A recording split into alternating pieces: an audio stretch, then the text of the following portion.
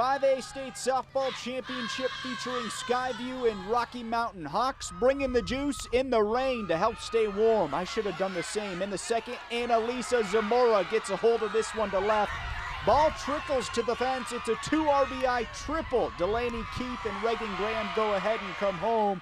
Hawks go ahead 5-1. Later in the inning, Lily Justison brings home Zamora with the fielder's choice RBI. Lily safe at first as well. Hawks in business.